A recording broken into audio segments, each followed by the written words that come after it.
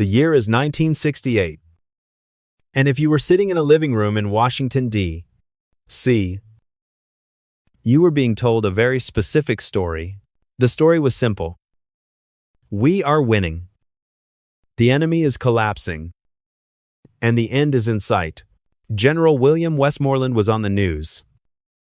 Confident. Speaking about the light at the end of the tunnel. But 8,000 miles away. A different reality was being coded. In the dense jungles and bustling cities of Vietnam, the tunnel was not just a metaphor. It was a literal, subterranean network stretching for thousands of miles. The Cu Chi tunnels were a place where a resistance was out thinking, not just out fighting. The most advanced military on Earth. It was a masterclass in resilience.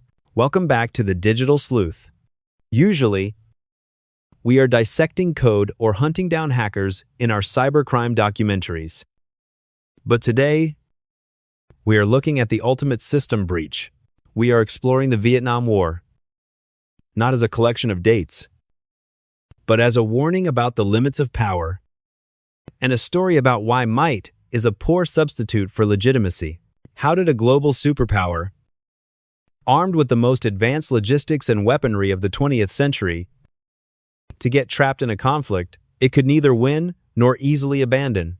To find the answer, we have to look past the Cold War propaganda and into the DNA of a nation that had been fighting for its life for 1,000 years. To understand the exploit that brought down an empire, we have to look at the source code of Vietnamese identity. History did not start in the 1,960 seconds. To the Vietnamese, the American intervention was just the latest patch in a long line of foreign operating systems. For centuries, Chinese dynasties sought to control the land and rewrite the culture. But the Vietnamese firewall held, preserving their language and their identity. Later, the French colonized the region to extract resources, building hierarchies and suppressing dissent. Yet, the memory of independence stayed encrypted in the hearts of the people. During World War II, the system crashed again. Japan moved in. France fell to Germany. And a famine in 1945 killed over 1 million people. Out of this chaos stepped Ho Chi Minh. He was not just a leader. He was a unifying figure who understood the universal language of liberation. When he founded the Viet Minh, he was not just looking for a political shift. He was looking for a total system reboot. When the French tried to reclaim their colony after the war, they met their defining climax at Dien Bien Phu in 1954. The French thought they had the high ground. They believed the Vietnamese could not move heavy artillery through the jungle. They were wrong. The Vietnamese disassembled their guns, carried them piece by piece on bicycles and by hand, and reassembled them on the peaks above the French garrison. It was a manual override of a modern military machine. It signaled the end of French colonial ambitions in Asia for good. After the French defeat, the world was split. The United States saw Vietnam through the lens of the domino theory. This was the fear that if one country fell to communism, the rest would follow like a cascading server failure. Washington saw a front line, but the Vietnamese saw a struggle for self-determination. The country was temporarily divided, but the promised elections never happened. The South's government, backed by the U.S., lacked popular legitimacy. In response, the National Liberation Front, or Viet Cong, began to rise. This brings us to the Tet Offensive in 1968. In the world of cybersecurity, we call this a zero-day attack. A massive, coordinated strike that exploits a vulnerability nobody thought existed. For months, U.S. military intelligence reported that the resistance was exhausted. Then, during the Lunar New Year, more than 100 cities were hit simultaneously. The attackers did not use massive supply lines. They used the Ho Chi Minh Trail, an intricate, decentralized network of paths and tunnels that foreign troops could not penetrate. Militarily, the resistance took heavy losses. But psychologically, the exploit worked perfectly. The American public saw the images on TV. The smoke, the chaos, and the embassy breached. The narrative of imminent victory was exposed as a lie. This is a pattern we see in modern cybercrime documentaries all the time. The most secure-looking systems are often the most vulnerable to a coordinated strike that targets the trust of the users. As the war dragged on, the United States transitioned to Vietnamization. They tried to hand the war back to the South while escalating the burn. They used Agent Orange to strip the forests and napalm to clear villages. In a digital sense, this was a scorched earth policy. They were trying to destroy the environment to deny the users their infrastructure. But you cannot kill an idea by poisoning the land. These tactics only reinforce the belief that foreign powers were the aggressors, much like a major phishing attack targeting the vulnerable.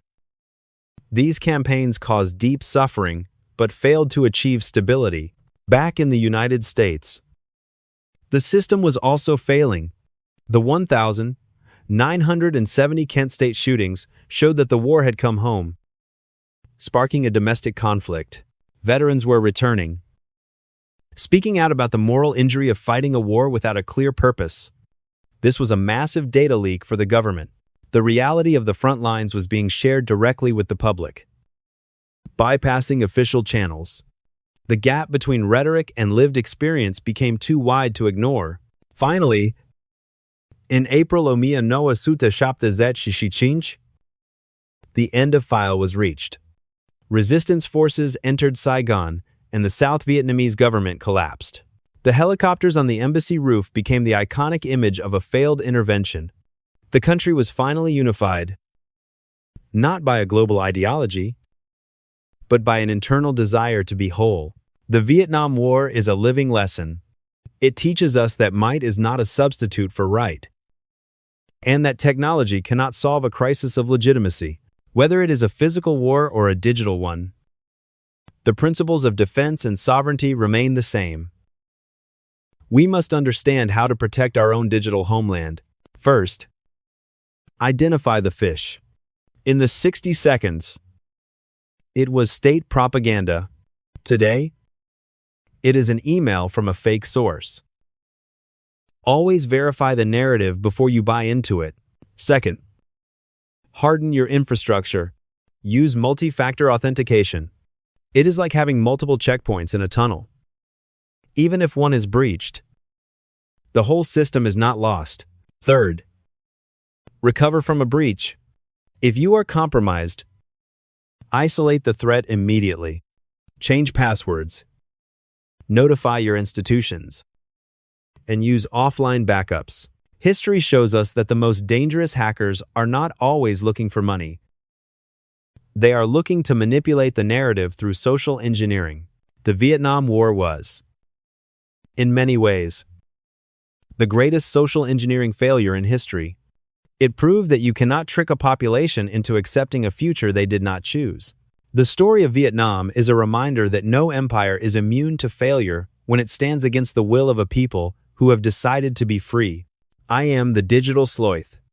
If you found this documentary insightful, hit that like button and subscribe for more deep dives into the shadows of history and technology. Share this story somewhere right now.